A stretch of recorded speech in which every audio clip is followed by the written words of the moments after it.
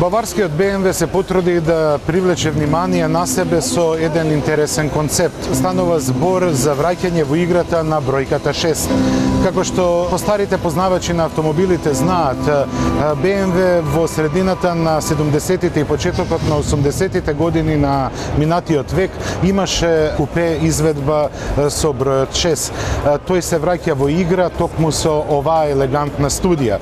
Доколку оваа студија стане реалност, а како што велат во BMW очекува тоа да се случи најдоцна до крајот на 2012 година. Овој автомобил ќе биде подеднакво атрактивен за Европа и за Америка.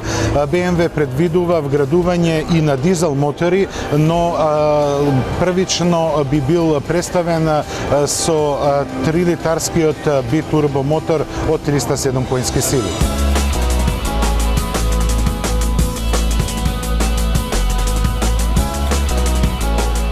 На штандот на Fiat немаше нови модели, но новост е двоцилиндерскиот мотор кој се вградува во Cinquecento.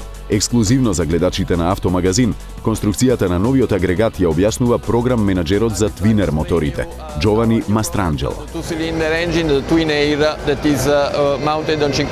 Ке се обидам да ви го објаснам новиот Twin Air, двоцилиндерскиот мотор што е вграден во Cinquecento.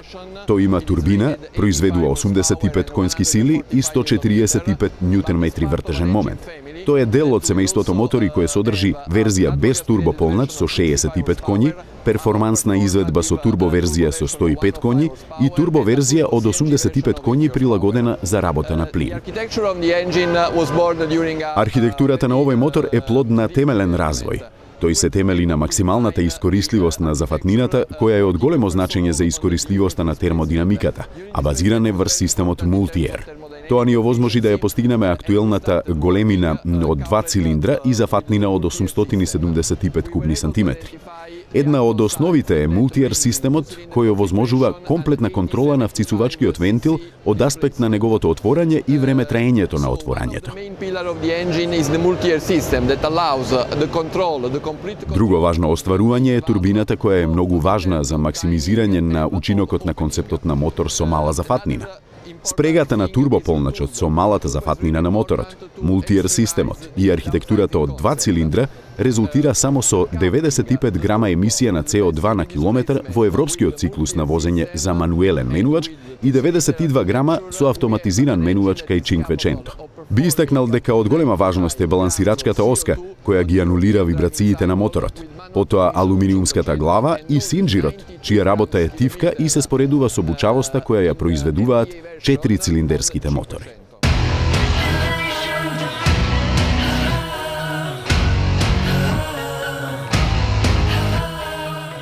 Основоположникот на класата на купеа со 4 врати Mercedes CLS ја доживува својата промоцијата на втората генерација.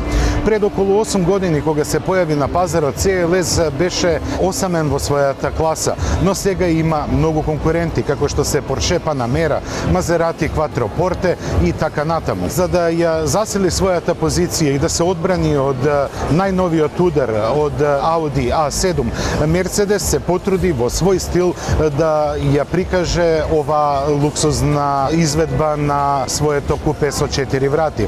CLS несомнено дека ќе ја задржи позицијата и атрактивноста што ја има, но треба да направи многу повеќе од тоа што е направено за да остане на врвот во класата. Токму поради тоа на помош пристигнуваат и новите мотори кои се ревидирани. Остануваат зафатнината иста, но силата и економичноста се зголемени. Полека, сигурно Toyota ги консолидира своите редови, особено кога станува збор за дизајнот.